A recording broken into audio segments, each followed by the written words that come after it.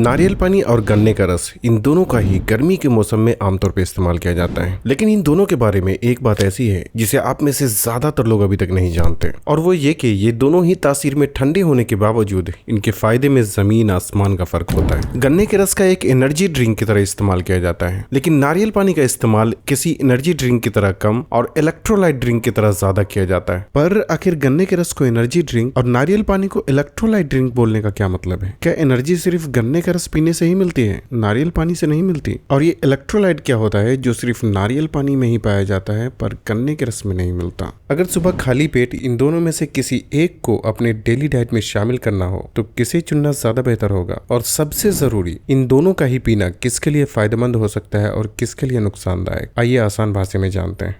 नारियल पानी और गन्ने का रस इन दोनों में ही सबसे ज्यादा पानी की मात्रा होती है, इसलिए जब भी आप इसे पीते हैं तो ये हमारे शरीर को हाइड्रेट करने का काम करता है। अब ये हाइड्रेट का क्या मतलब होता है? जब भी आपको पसीना निकलता है, चाहे आप वो धूप में निकलने की वजह से हो या कोई मेहनत का काम करने की वजह से या बहुत ज्यादा गर्मी की वजह से, पसीने के जरिए हमारे शरीर के अंदर का पानी खर्च होता है, जिससे हमारी बॉडी डिहाइड्रेट होने लगती है। लेकिन जब ऐसे में नारियल पानी या गन्ने के रस का इस्तेमाल किया जाता है तो ये हमारे शरीर के अंदर से खर्च हुए पानी को फिर से रिस्टोर करने का काम करता है। लेकिन यहाँ बॉडी को हाइड्रेट करने के मामले में गन्ने के रस के मुकाबले नारियल पानी 2 कदम आगे निकल जाता है। लेकिन आखिर ऐसा कैसे? क्योंकि पानी की मात्रा तो दोनों में लगभग एक जैसी ही होती है। दरअसल यहाँ थोड़ा ध्यान देने की जरूरत है। जब भी आपको पसीना निकलता है तो पसीने के जरिए शरीर के अंदर का पानी तो बाहर आता ही है, लेकिन सिर्फ पानी ही बाहर नहीं आता। पानी के साथ साथ सोडियम, पोटेशियम, मैग्नीशियम, कैल्शियम और फास्फोरस जैसे मिनरल्स भी बाहर निकलते हैं, और इन्हीं सारे मिनरल्स के ग्रुप को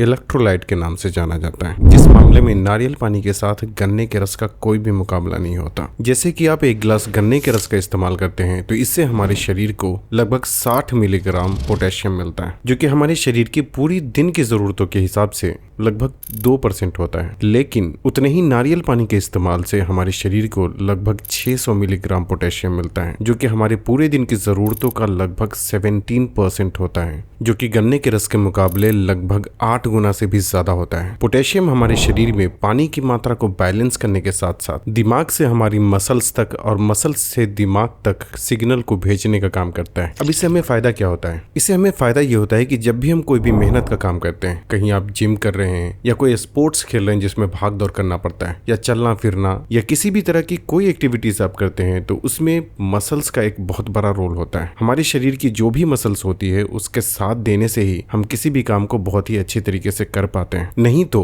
अगर बहुत ज्यादा पसीना निकलने की वजह से उसके साथ अगर शरीर से पोटेशियम भी ज्यादा मात्रा में निकल जाता है और अगर हम वापस से उसे किसी तरह पूरा नहीं कर पाते तो इससे शरीर में पोटेशियम की कमी होने लगती है, और ऐसा होने पर मसल्स और ब्रेन का जो कनेक्शन होता है वो एक सही तरीके से कनेक्ट नहीं हो पाता, जिसकी वजह से मसल्स में दर्द और खिंचाव जैसा महसूस होता है, जिसकी वजह से आप अपने आप में बहुत ही सुस्ती महसूस करते हैं और किसी भी काम को ठीक से कर पाना आपके लिए मुमकिन नहीं होता। इसलिए कोई भी बहुत ज्यादा पसीने वाला काम करने के बाद नारियल पानी पीने से पोटेशियम की कमी काफी हद तक पूरी हो जाती है, और ये हमारे शरीर को ठंडा करने का भी काम करता है। और सिर्फ पोटेशियम ही नहीं बल्कि कैल्शियम भी गन्ने के रस के मुकाबले नारियल पानी में ज्यादा होता है। अगर आप एक गिलास गन्ने का रस पीते हैं तो उससे हमारे शरीर को लगभग 30 मिलीग्राम कैल्शियम मिलता है, लेकिन उतना ही नारियल पानी के इस्तेमाल से हमारे शरीर को लगभग 60 मिलीग्राम कैल्शियम मिलता है, जो कि फिर से गन्ने के रस के मुकाबले लगभग 2 गुना ज्यादा होता है। कैल्शियम हमारे शरीर में बोन हेल्थ के लिए बहुत जरूरी होता है। ये विटामिन डी के साथ मिलकर हमारे शरीर की सभी हड्डियों को मजबूत बनाने का काम करता है, और उन हड्डियों में हमारे नाखून और हमारे दांत भी शामिल होते हैं। मैग्नीशियम भी एक तरह का इलेक्ट्रोलाइट है जो पसीने के जरिए हमारे शरीर से बाहर निकलता है। यह हमारे शरीर में एनर्जी के प्रोडक्शन में एक बहुत अहम रोल प्ले करता है। अगर इसकी कमी होती है तो बंदे में कमजोरी महसूस होना एक बहुत ही आम लक्षण हो सकता है। अगर इस मामले में भी गन्ने के रस और नारियल पानी को कंपेयर किया जाए तो आप देखेंगे कि गन्ने के रस के मुकाबले नारियल पानी में मैग्नीशियम की मात्रा भी काफी ज्यादा होती है। सोडियम भी इलेक्ट्रोलाइट का एक हिस्सा होता है जो पसीने के साथ शरीर से बाहर निकलता है।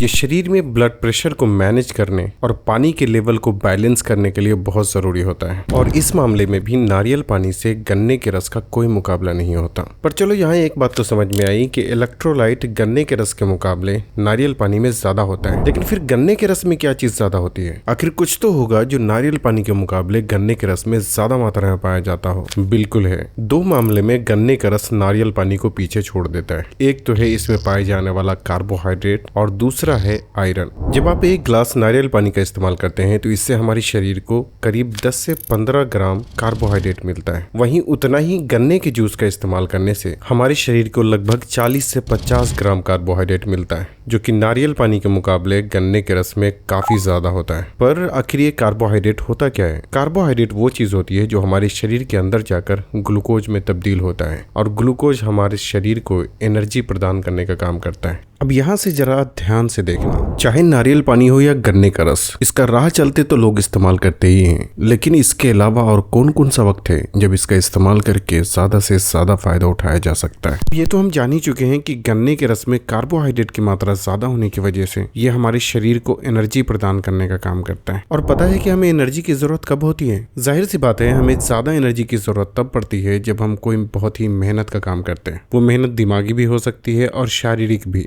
अगर कोई बंदा ऐसा खेल खेलता है जिसमें भाग दौड़ करना पड़ता है तो उसकी शुरुआत में गन्ने के जूस का इस्तेमाल किया जा सकता है। और अगर खेल के दौरान भी ऐसा महसूस हो कि कमजोरी हो रही है और अगर एनर्जी बूस्ट करने की जरूरत महसूस होती है तो ऐसे में भी गन्ने के रस का इस्तेमाल करके उससे फायदा उठाया जा सकता है। अगर कोई बंदा जिम करता है तो जिम की शुरुआत में भी गन्ने के रस का इस्तेमाल किया जा सकता है, क्योंकि इससे जो एनर्जी मिलेगी वो वेट लिफ्टिंग में आसानी पैदा करता है। और अगर इसका जिम के बाद इस्तेमाल करते हैं तो ये जिम के दौरान खर्च हुए ग्लाइकोजन को रिप्लेनिश करने का काम करता है। हालांकि अगर आप कभी कभार इसका इस्तेमाल करते हैं तो टाइम का ख्याल रखना उतना भी जरूरी नहीं है। टाइम का ख्याल रखना जरूरी तब हो जाता है जब आप इसका लगातार इस्तेमाल करते हैं। क्या आपको ये पता है कि अगर सुबह खाली पेट इस्तेमाल करना हो तो इसमें से किसका इस्तेमाल करना ज्यादा बेहतर होता है? गन्ने के रस में जो कार्बोहाइड्रेट होता है उसका ज्यादातर हिस्सा नेचुरल शुगर के रूप में मौजूद होता है, इसलिए खाली पेट इस्तेमाल करने के लिए ये उतना सुटेबल नहीं होता जितना कि नारियल पानी होता है। और जब आप नारियल पानी को लगातार अपनी रूटीन में शामिल कर लेते हैं तो इसका असर आपको अपनी स्किन पर भी देखने को मिलता है। और ऐसा इसलिए क्योंकि नारियल पानी में मौजूद इलेक्ट्रोलाइट जब हमारे शरीर को हाइड्रेट करता है तो इससे हमारी स्किन भी हाइड्रेट होती है, और जब स्किन हाइड्रेट होती है तो उसमें एक अलग ही नेचुरल ग्लो आता है। नारियल पानी इस्तेमाल करने का एक सही वक्त तब भी होता है जब आपके शरीर से बहुत ज्यादा मात्रा में पसीना निकल चुका हो। अब वो पसीना चाहे कोई मेहनत का काम करने की वजह से निकला हो या जिम करने की वजह से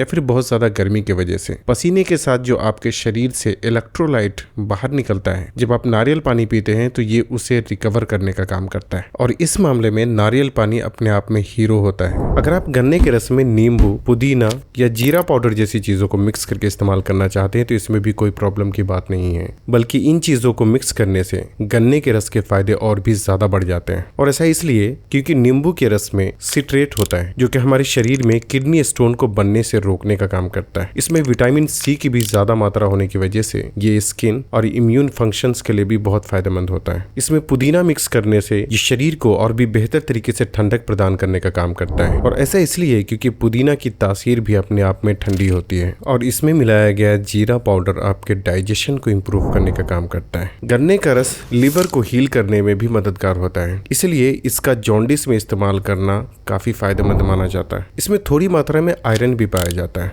जो कि रेड ब्लड सेल्स के फॉर्मेशन में एक अहम रोल प्ले करता है। अब आयरन की मात्रा गन्ने के रस में बहुत ज्यादा नहीं होती, लेकिन ये थोड़ी मात्रा में पाया जाता है जिससे थोड़े फायदे जरूर देखने को मिल सकते हैं। अब यहाँ कुछ सावधानियों का भी ख्याल रखना बहुत जरूरी होता है। नारियल पानी क्योंकि बिल्कुल नेचुरल होता है तो उसमें ज्यादा बातों का ख्याल रखना जरूरी नहीं होता, क्योंकि जिससे भी आप वो खरीदते हैं वो आपके सामने ही कट करके देता है और आप उसका इस्तेमाल करते हैं। लेकिन गन्ने का रस इस्तेमाल करने में कभी कभी थोड़े फायदे के लिए बहुत बड़ा नुकसान भी हो सकता है, इसलिए यहाँ कई सारी बातों का ख्याल रखना बहुत जरूरी होता है। सबसे पहला तो ये कि जब गन्ने से जूस को निकाला जाता है तो थोड़ी देर के बाद ही उसमें फर्मेंटेशन का प्रोसेस शुरू हो जाता है, जिसका मतलब यह है कि गन्ने के रस में नेचुरल शुगर की मात्रा ज्यादा होने की वजह से शरीर को नुकसान पहुंचाने वाले बैक्टीरिया ग्रो होने लगते हैं। इसलिए ज्यादा देर का निकला हुआ गन्ने का जूस इस्तेमाल करने से आपको उल्टी, दस्त की प्रॉब्लम हो सकती है या कोई इन्फेक्शन भी हो सकता है। इसकी पहचान ऐसे भी की जा सकती है कि जब भी जूस के अंदर बैक्टीरिया फॉर्म होने लगता है तो वो कार्बन डाइऑक्साइड गैस रिलीज करता है, जिसकी वजह से जूस का रंग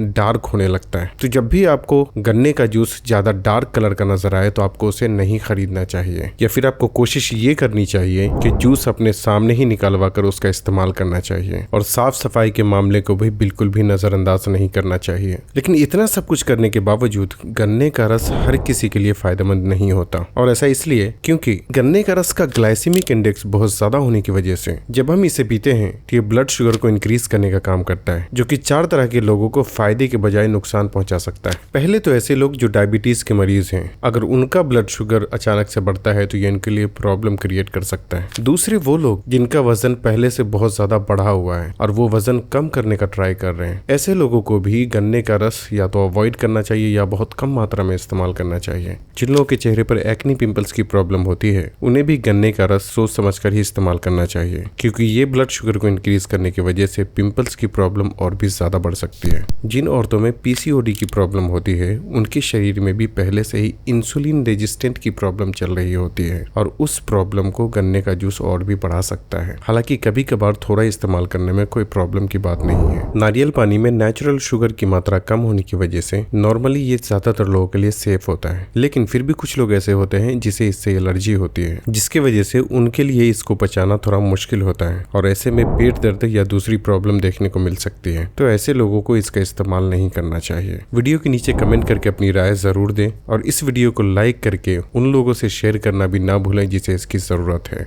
और तब तक के लिए अपना ख्याल रखें। अल्लाह हाफिज।